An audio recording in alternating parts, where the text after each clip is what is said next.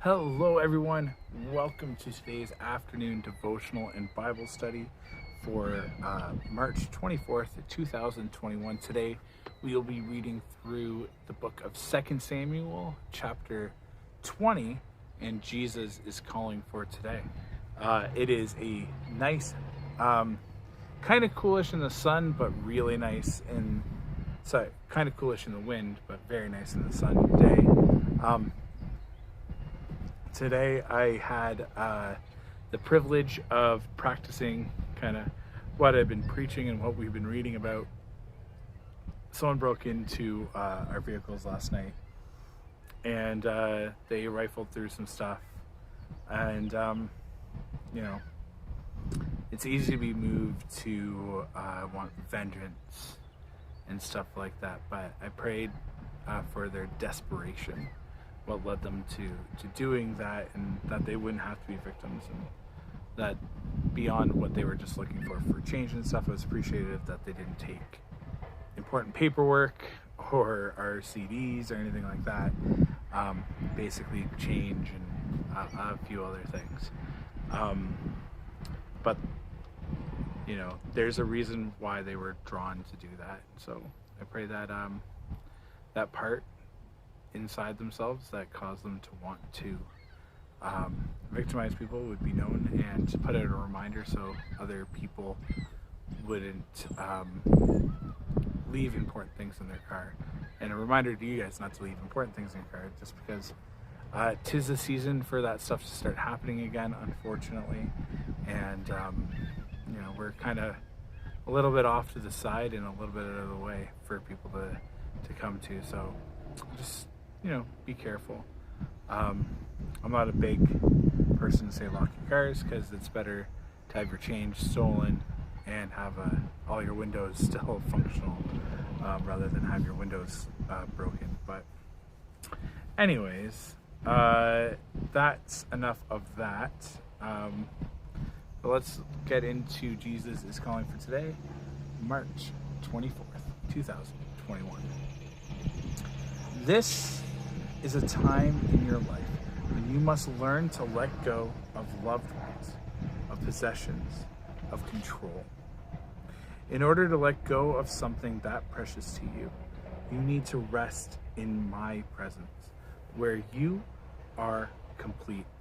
Take time to bask in the light of my love as you reflect more and more. Your grasping hand gradually opens up, releasing your prized possession into my care. You can feel secure even in the midst of cataclysmic change, through awareness of my continual presence. The one who never leaves you is the same one who never changes. I am the same yesterday, today, and forever. As you release more and more things into my care, remember that I never let go of your hand. Herein lies your security, which no one and no circumstance can ever take from you. And that was inspired by 3 different sections of the Bible. Blessed are those who have learned to acclaim you, who walk in the light of your presence, O Lord. Psalm 89:15. Jesus Christ is the same yesterday, today, and forever. Hebrews 13:8. And then lastly, for I am the Lord your God, who takes hold of your right hand and says to you, do not fear, I will help you. Isaiah 41:13. Just give everything that we have over to God. Hey Ryan, welcome. Congrats on the good news that you shared with me earlier on today. I'm really happy and proud of you guys to be able to do that, and just seeing and hearing how you guys have been doing. That's amazing stuff. So that's awesome. And welcome. We're going to be jumping in now to the book of 2 Samuel, chapter 20. I'm going to lean back for a second. So in this part here, the story essentially so far, King David had a bunch of children. Some really awful stuff happened. And King David didn't do anything in his family to really rectify the situation. just tried to kind of smooth it over. And that led to one of his sons killing another one of his sons in justice, and then rebelling and leading a revolt against King David. And it seemed like maybe his son Absalom was in the right, and during everything, David's son Absalom ended up getting killed, and King David mourned, even though King David was getting pursued and his life threatened by his son there. And then yesterday, David went back to Jerusalem, and he was doing a good job of thanking those who helped him along the way, which it's really awesome. I've had a couple messages this week of people thanking me for some of the things that I've done in their lives. By no means am I as good as King David, but it was just kind of, it's nice being on the receiving end of some of those blessings from people. So I guess I'm putting other people in those positions of King David, which is kind of awesome. Yeah, and then we're nearing the end of the book of 2 Samuel, but before we do, there's another revolt, the revolt of Sheba, and that's where we're going to read today. So 2 Corinthians chapter 20. There's nothing really that foreshadows the New Testament here, but there is some things that I highlighted that I'll share afterwards. So last time I read through this chapter. So without further ado, let's get into the book of 2 Samuel chapter 20. There happened to be a troublemaker named Sheba, son of Besiri, a man from the tribe of Benjamin. Sheba blew a ram's horn and began to chant, "Down with the destiny of David. We have no interest in the son of Jesse. Come on, you men of Israel, back to your homes." So all the men of Israel deserted David and followed Sheba, son of Besrai.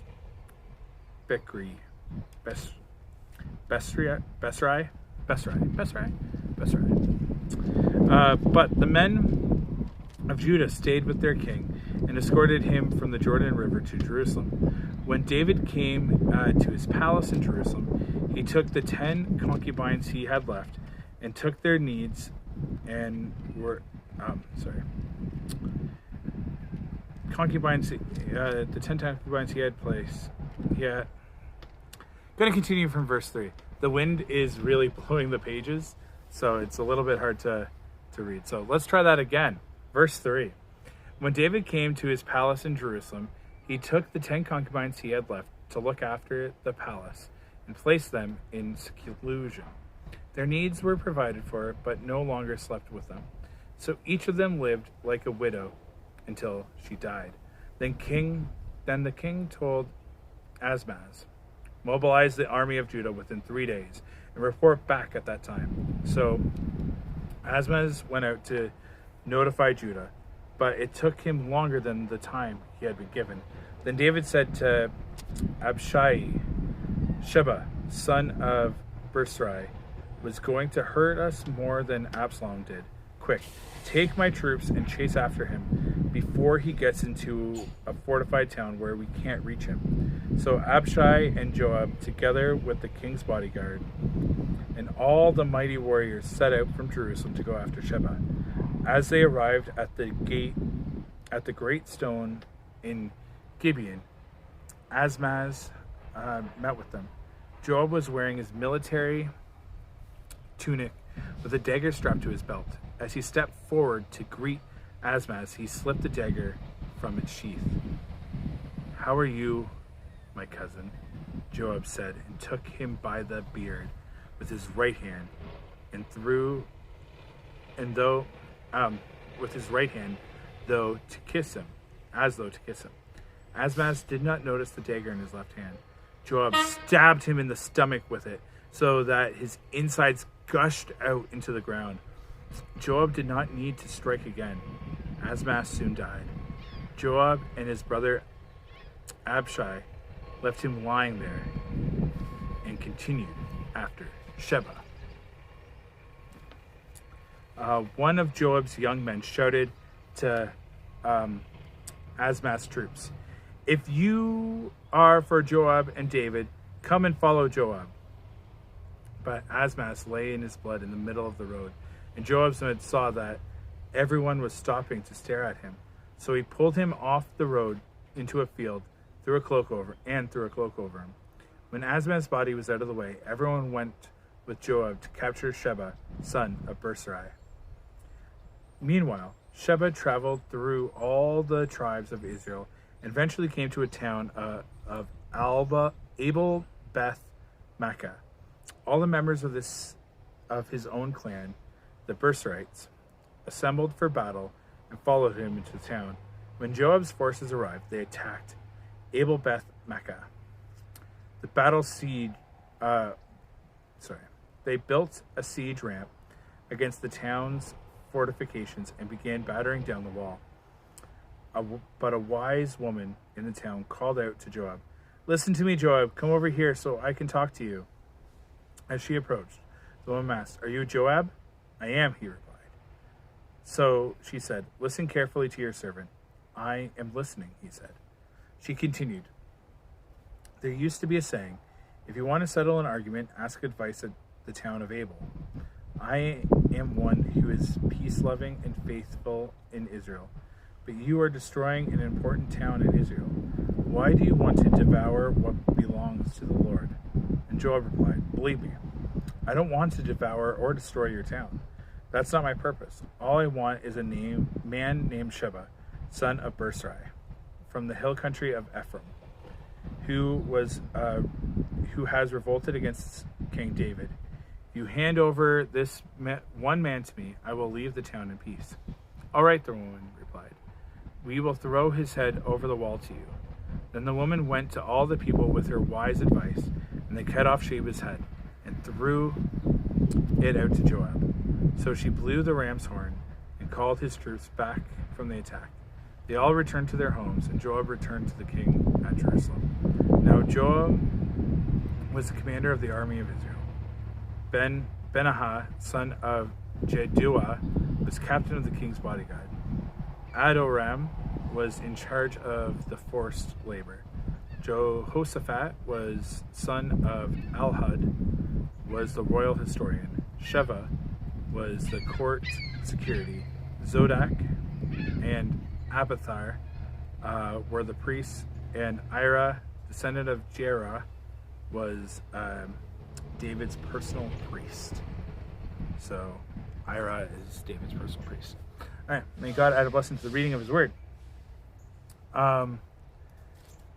So in here, once again, it's a lot of just kind of cleaning up the mess of really what happened with Bathsheba and what that taught to his kids, and then kind of going forward. That sin still had consequences, even though God dealt with it and rebuked that sin is still carrying on, and it's having these echoing effects, and we can see how one thing affects the other. So a couple of things that I had highlighted. So this guy blew the ram's horn, and he's like chanting down with David.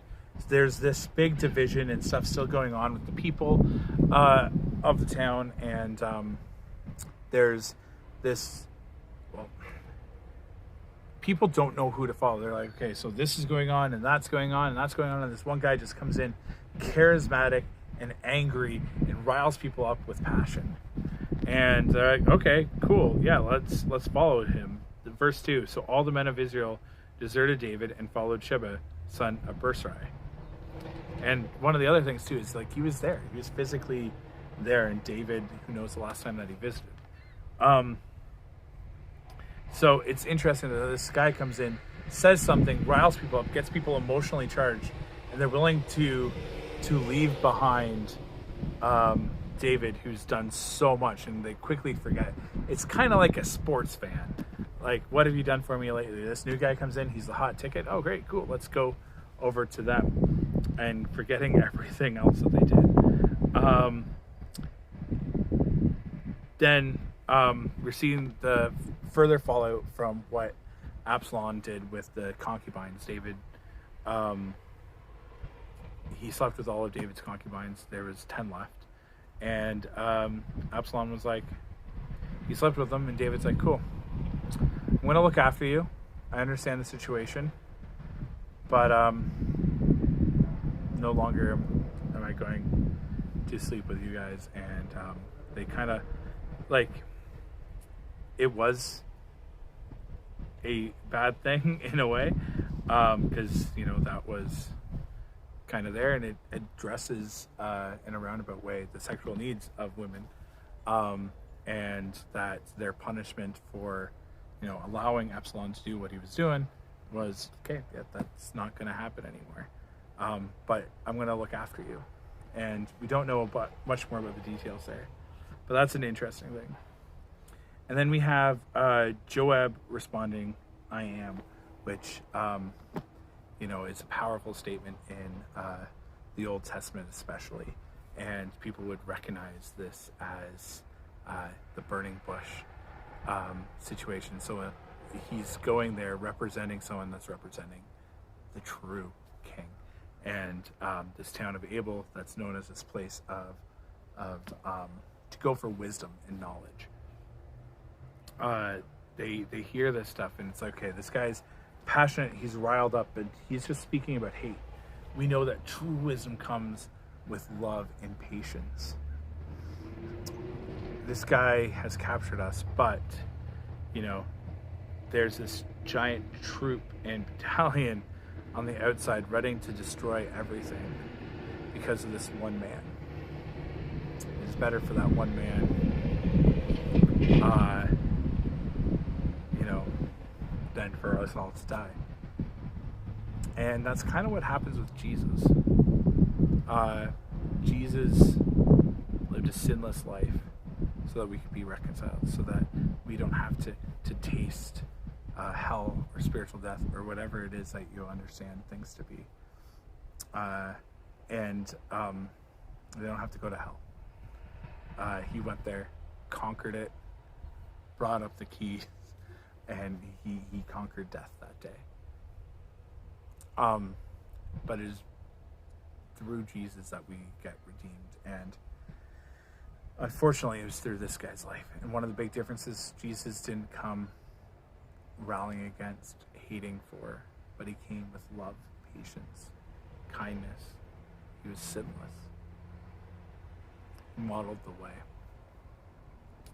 And he willingly laid down his life, where this guy, I don't think he willingly laid it down. But yeah, so that's kind of my reaction to chapter 20. We've got a couple left. I think we're going to finish it this week.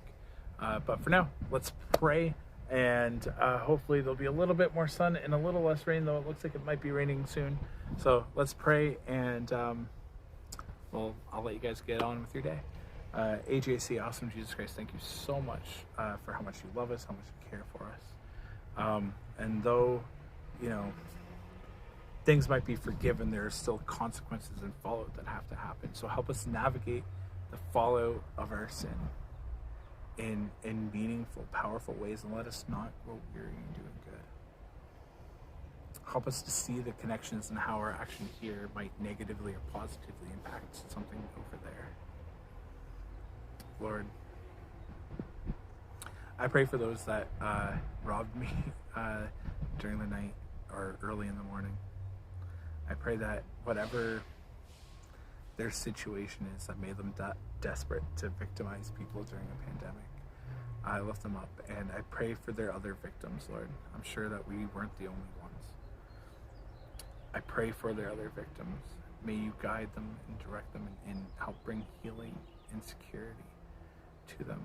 Lord, you are powerful. You are mighty to save. I've heard a few rumors the last couple days and stories about just some really negative things going on in town.